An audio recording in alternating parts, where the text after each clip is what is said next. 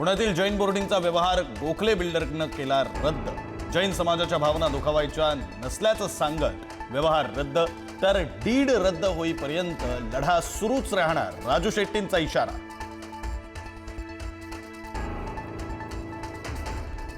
मोहळांनी Gokhale बिल्डरला private jet फिरायला दिलं। रवींद्र धनगेकरांचा मुरलीधर मोहळांवर नवा आरोप। मोहळांच्या हस्तक्षेपामुळे 2.5 कोटींवर तडजोड।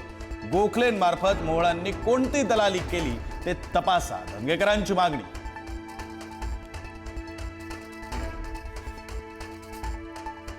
धनगेकर हा अन्यायाविरोधात लढणारा कार्यकर्ता, भूमिका भाजप विरोधात नाही, हे धनगेकरांनी आधीच स्पष्ट केलंय। उपमुख्यमंत्री एकनाथ शिंदेंचं वक्तव्य।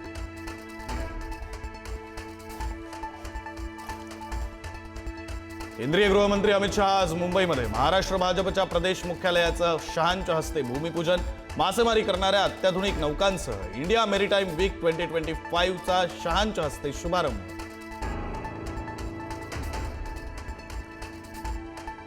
राज ठाकरेंच्या उपस्थितीमध्ये मनसेच्या केंद्रीय समितीची आज शिवतीर्थावर बैठक। मतदार याद्या 1 नोव्हेंबरच्या मोर्चाबाबत बैठकीत होणार चर्चा।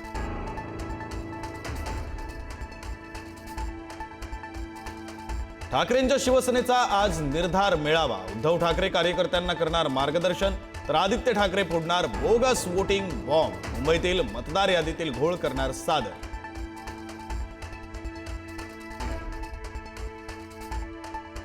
केंद्रीय निवडणूक आयोगाची आज पत्रकार परिषद। निवडणूक आयोग मतदार यादी पडताळणीची घोषणा करण्याची शक्यता। पहिल्या टप्प्यात 10 ते 15 राज्यांचा समावेश। पहिल्या टप्प्यातून महाराष्ट्राला वगळलं। मुंबई, कोकण आणि मध्य महाराष्ट्राला आज मुसळधार पावसाचा इशारा। राज्यात गुरुवारपर्यंत येलो अलर्ट।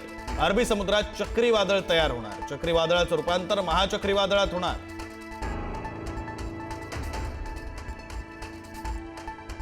रणजितसिंह निंबाळकरांवर विरोधकांनी केलेले आरोप मुख्यमंत्री फडणवीसांनी फेटाळले। निंबाळकरांचा काहीही संबंध नाही, मला थोडी जरी शंका असती तर कार्यक्रम रद्द केला असता, फडणवीसांचं विधान। निंबाळकरांना क्लीन चिट द्यायला फडणवीस तपास अधिकारी झाले का? अंबादास दानवेंचा संतप्त सवाल। निंबाळकर आणि त्यांच्या पीएचा सीडीआर तपासण्याची केली मागणी।